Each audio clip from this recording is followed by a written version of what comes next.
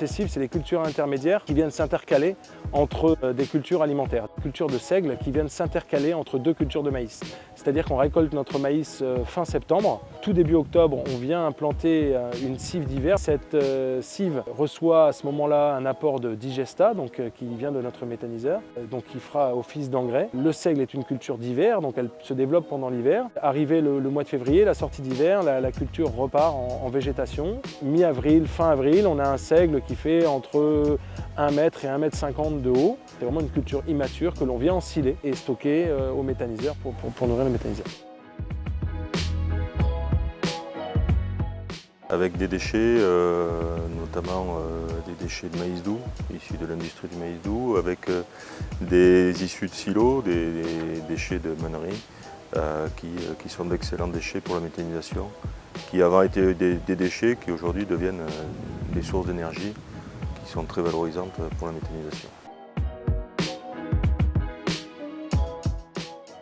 C'est un sujet qui n'est pas français. On ne détruit pas de forêt en France aujourd'hui pour l'agriculture. C'est un sujet qui est ailleurs, plutôt outre-Atlantique. Depuis les années 90, le défrichement est interdit. On ne peut plus couper de forêt pour l'agricole.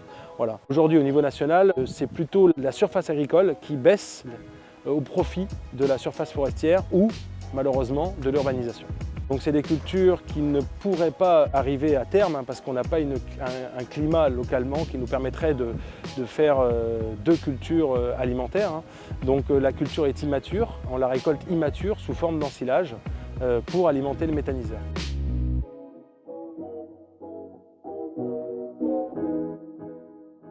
Il est vertueux, il est produit majoritairement à base de plantes, de cives qui ont consommé elles-mêmes du carbone pendant leur croissance. On a un impact carbone qui est nul. Voilà. Ensuite, on est sur une énergie qui est consommée localement, donc il n'y a pas de transport. Ce n'est pas comme un gaz qui arrive de Russie ou d'Algérie.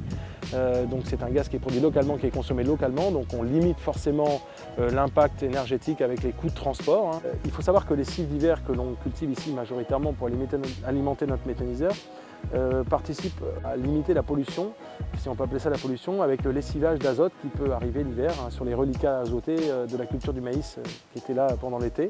Parce que la cive d'hiver couvre le sol à une période de l'année où d'habitude il est nu, voilà, et donc elle vient fixer l'azote qui minéralise, l'azote restant de la culture précédente pour elle-même se développer.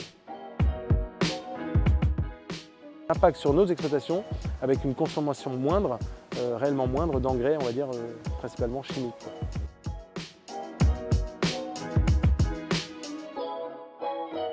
Consommation d'énergie pour la fabrication du biométhane. On a donc un réseau de chauffage qui permet de chauffer les cuves pour que les bactéries méthanogènes travaillent à une température de 40 degrés.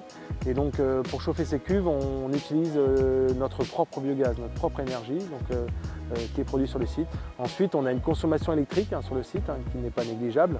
Voilà, il faut savoir qu'on a installé sur le bâtiment qui abrite nos bureaux et en même temps une surface de stockage pour les produits secs, notamment des déchets, une toiture photovoltaïque de 100 kW qui aujourd'hui couvre les besoins énergétiques du site.